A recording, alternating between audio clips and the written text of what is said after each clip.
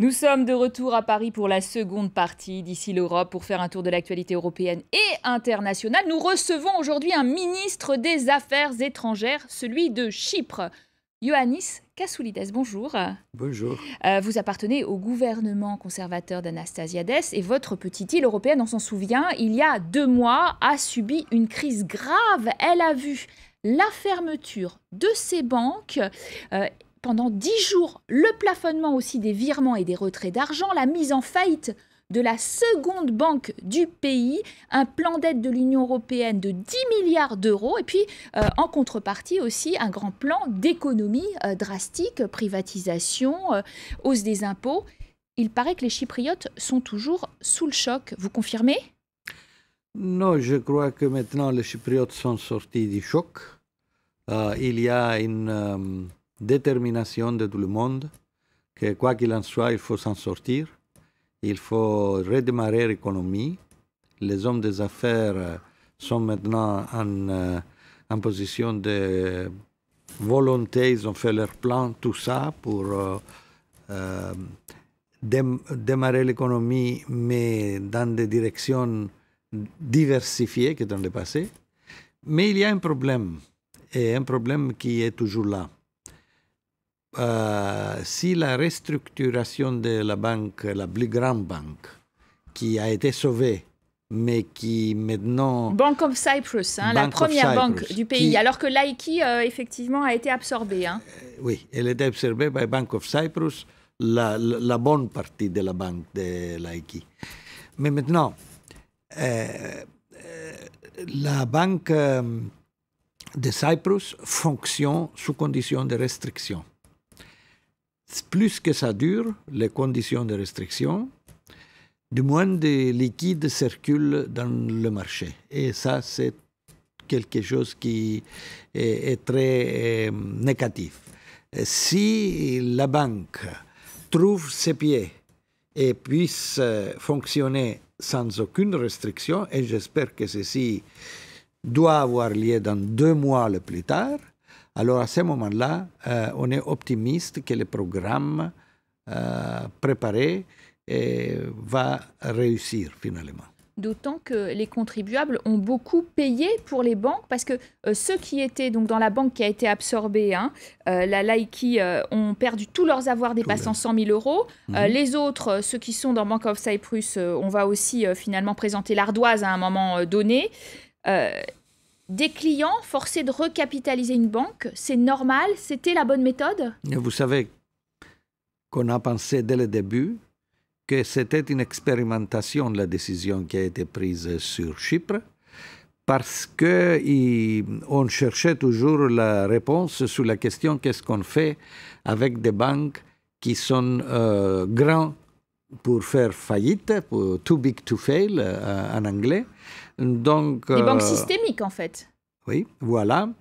Et d'un côté, de l'autre côté, qu'est-ce qu'on fait? Est-ce que c'est les banques qui ne dirigent pas d'une manière prudente leurs affaires? Est-ce qu'ils doivent penser qu'il y en aura toujours l'argent des contribuables pour les sauver? C'est ça, ont perdu beaucoup. Certains hésitent à mettre leur argent en banque maintenant, c'est vrai? Presque 50% de leurs économies sont perdues. Et bien sûr, les Chypriotes souffrent de cela parce que, je répète, c'était une expérimentation. Mais le défi qui est devant nous maintenant, c'est que cette expérimentation doit réussir, aussi bien pour les Chypriotes, mais aussi pour ceux qui ont pris la décision de choisir cette méthode-là. Autrement, on demeure toujours sans réponse de qu'est-ce qu'il faut faire pour des banques qui sont too big to fail. Alors, précisément pour mieux comprendre le sens des réformes que vous avez entreprises en contrepartie d'un plan de sauvetage de 10 milliards d'euros de l'Union européenne.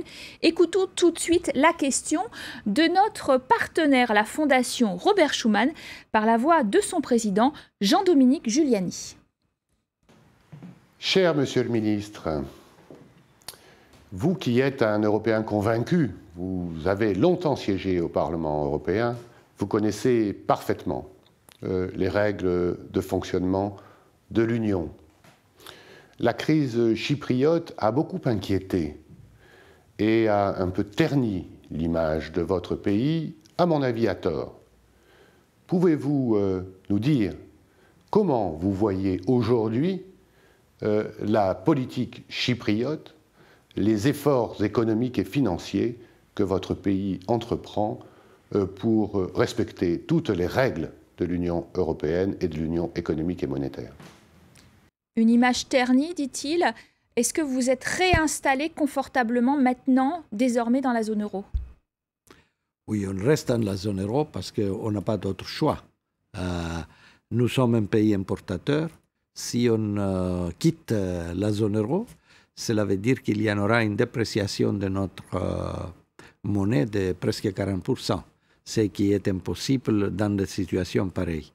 Mais ce qu'on va faire, en réponse de M. Giuliani, c'est-à-dire qu'il faut maintenant faire appliquer scrupuleusement les programmes avec lesquels nous nous sommes mis d'accord avec la Troïka, un programme de réforme. Privatisation, la privatisation, hausse de l'impôt, mais aussi des réformes sur des endroits comme la bureaucratie de la fonction publique et d'autres sur le système de la sécurité sociale. Il y en a beaucoup de réformes qui sont nécessaires. Nous allons les faire, nous avons la détermination politique. Et les Chypriotes l'accepteront? Je crois que les Chypriotes l'ont déjà accepté. Parce que vous savez, les mesures d'austérité qu'on appelle ici ont été votées décembre dernier, lors du gouvernement antécédent, par quasi-unanimité du Parlement. Et il n'y a pas eu de manifestation. Chypre avait un secteur bancaire surdimensionné, 8 fois donc plus gros que son PIB. Est-ce que vous reconnaissez que par le passé, votre pays a mené une politique bancaire qui n'était pas la bonne, peut-être aussi de lessiveuse de l'argent russe d'un certain point de vue? Oui. Oui, on reconnaît que ce n'était pas normal d'avoir une expansion du secteur bancaire aussi grande que 8% le PIB. Mais il y a ici une grosse exagération quand on en parle de l'argent russe. La totalité de l'argent dans les banques chypriotes était presque 70 milliards. Et les dépositions étrangères, c'était 20 milliards, c'est-à-dire un tiers. Les 2 autres tiers appartenaient aux Chypriotes. D'accord. Il y a quand même véritablement aujourd'hui un ressentiment à l'égard de l'Europe, de cette population chypriote dans toutes les couches de la société. Certains se prononcent pour une sortie de l'euro. Vous le mentionnez, le Parti communiste AKEL, par exemple, du président sortant. Est-ce que ça vous inquiète que cet euroscepticisme reprenne des couleurs? Écoutez, ça m'inquiète, l'euroscepticisme qui est répandu partout en Europe. Il y en a beaucoup de forces centrifugales partout en Europe. Il faut que ça inquiète tous les dirigeants en Union européenne et tout particulièrement les dirigeants qui sont, comme l'a dit M. Giuliani, en faveur de l'intégration européenne comme moi-même. Il y en a les mouvements de la part de la Grande-Bretagne, que vous savez très bien, un euroscepticisme officiel, disons. Puis nous en avons des mouvements populistes, une augmentation de l'extrême droite, une augmentation de l'extrême gauche. Donc, tout le monde doit être inquiet et se demander collectivement. Mais le président sortant communiste chez vous, il était un peu discrédité. Est-ce qu'il va revenir au-devant, son parti, de la scène politique à Chypre? Peut-être dans l'avenir, parce que vous savez que ces partis-là, les partis communistes partout, sont des partis bien organisés. Mais enfin, maintenant qu'il y a un parti politique qui incarne les tiers de la population chypriote et qui demande la sortie de la zone euro, c'est inquiétant. Il n'existait pas dans le passé. Alors, c'est vrai que Chypre en a vu d'autres quand même en matière de crise, avec l'invasion par exemple du nord de l'île par l'armée turque en 1974, une île qui est entrée dans l'Union européenne en 2004 totalement divisée, coupée en deux et qui du coup a plutôt ralenti la progression de la Turquie dans la voie de l'Union européenne. Rappelle tout de suite des faits. Le ministre Bozer vient de me remettre la demande. Dès 1987, la Turquie a déposé sa demande d'adhésion à l'Union européenne. Les négociations d'adhésion sont officiellement ouvertes en 2005, mais seuls 13 chapitres sur 35 ont été entamés. Plus d'une dizaine restent bloqués. Le rythme a considérablement ralenti ces dernières années en raison des réticences de plusieurs pays. Chypre est entré dans l'Union en 2004 alors que le nord de l'île était occupé par l'armée turque. Les Chypriotes ont rejeté dans la foulée par référendum la réunification. La France de Nicolas Sarkozy et dans une moindre mesure l'Allemagne d'Angela Merkel ont émis des doutes sur la vocation européenne de la Turquie, gelant des pans entiers des négociations. François Hollande a accepté de reprendre les chapitres régionaux. Ces tiraillements européens ont vexé le gouvernement islamo-conservateur de Recep Tayyip Erdogan et ralenti ses progrès vers un état de droit garantissant les libertés publiques et une presse libre. C'est cet autoritarisme grandissant que dénoncent les manifestants en battant le pavé. Alors, est-ce que vous, les Chypriotes, et puis aussi un peu les Français et les Allemands, il faut le dire, en ralentissant, gelant ces négociations d'adhésion avec la Turquie, on n'a pas poussé la Turquie hors de l'Europe? Non, parce que je crois que maintenant, il y a une sorte de changement de la volonté politique de la Turquie de se tourner à nouveau vers l'Union européenne à cause des problèmes qui existent dans son voisinage et l'échec de la politique de zéro problème avec les voisins qui était la politique du ministre des Affaires étrangères turc, M. Davutoglu. Donc, maintenant, on recommence à bouger un peu. La France a décidé de laisser ouvrir les chapitres sur la politique régionale. Nous disons que si la Turquie accepte, vous savez, les chapitres bloqués par Chypre, c'est parce que la Turquie n'étend pas l'application du protocole d'Ankara, c'est-à-dire de l'union douanière, etc., avec Chypre. Donc les aéroports, les ports bloqués, etc. Les aéroports, les ports bloqués, tout ça. Donc il est évident que si la Turquie applique ces protocoles, alors oui, chapitres qui sont bloqués à l'unanimité par les pays membres de l'Union européenne seront ouverts. Alors, on l'a peut-être moins dit, mais c'est vrai qu'au nord de l'île, côté effectivement nord, il y a eu de nombreuses villes en Turquie qui ont manifesté contre le gouvernement aussi. Une république uniquement reconnue par Ankara, mais qui proteste. Comment est-ce que vous analysez ce grand mouvement de contestation face à Recep Tayyip Erdogan, un Premier ministre qualifié d'autoritaire? Oui. Moi, il faut que j'avoue que j'étais un peu étonné parce que je ne peux pas ignorer le succès économique qui a eu lieu en Turquie et pendant le gouvernement de M. Erdogan. Mais je crois qu'il y a un amalgame de raisons pour lesquelles il y a cette contestation. Il y a d'une part le secteur des sécularistes en Turquie qui n'aiment pas l'islamisation progressive du pays. Il y en a ceux qui protestent, des gens de démocratie qui protestent contre l'autoritarisme, exactement comme vous le dites. Il y a eu un mouvement de pouvoir de la part de l'armée et de l'État profond dans les mains de M. Erdogan. Il n'y a pas eu une démocratisation véritable.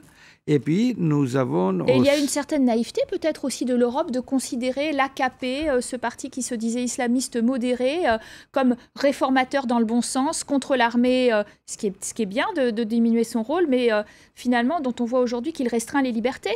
Oui, il a précisément, contre l'armée et contre les éléments autoritaires du passé, il a fait transférer ses pouvoirs chez l'AKP, et maintenant c'est l'AKP qui est en accusation d'agir d'une manière autoritaire contre la presse, etc. Alors, parlons aussi d'un sujet important pour les Européens, la Syrie. Les 27 ont levé l'embargo sur les armes. Est-ce que vous pensez qu'il faut livrer des armes vite? Non. Moi, je pense, nous sommes d'accord avec la décision qu'on puisse connaître la position de livrer des armes. Parce que ceci donne à l'Union européenne le levier pour influencer les forces de l'opposition qui, malheureusement, les forces de l'opposition modérées, qui sont divisées, qui sont, qui sont dominées uniquement par des forces islamistes modérées, comme en Turquie et ailleurs, au lieu d'être plus représentatifs, de faire inclure dans leurs instances des représentants de minorités qui sont assez importants en Syrie, les chrétiens, les Vous dites on ne peut pas livrer des armes à n'importe qui, c'est ça que vous dites? Absolument non, mais aussi qu'on aura les leviers comme Européens de les influencer à devenir beaucoup plus représentatifs. Et c'est aussi une sorte de message pour le régime Assad et l'Iran, que s'il continue avec cette politique de répression sanguine, finalement, on serait en position de délivrer des armes. Or, il faut chercher une solution politique à Genève lors de la conférence internationale dans 2 mois. Finalement, face à toutes ces affaires, ces hésitations diplomatiques, face aussi à ce que vous avez vécu, c'est-à-dire l'épisode chypriote de la crise de l'euro, vous avez encore foi dans un leadership européen, dans l'Europe et l'euro? Ma réponse est sans équivoque, oui. Je crois que la solution des problèmes qui existent maintenant en Europe seront résolus par plus de l'Europe que par moins de l'Europe. Notamment d'un président de la zone euro plus permanent. François Hollande soutient ce gouvernement économique? Nous sommes d'accord avec le président Hollande, aussi bien pour un président permanent et le pouvoir d'avoir son budget de sources propres, mais aussi nous sommes d'accord avec la notion de faire introduire quelques politiques sociales, tout particulièrement en s'adressant le chômage de jeunes, parce que c'est une toute génération qui est maintenant dans la situation de mécontentement et de l'amertume. Merci à vous, Monsieur le Ministre, d'avoir été notre invité. Merci à vous d'avoir suivi Ici l'Europe cette semaine. Je vous donne rendez-vous la semaine prochaine. À très bientôt à tous.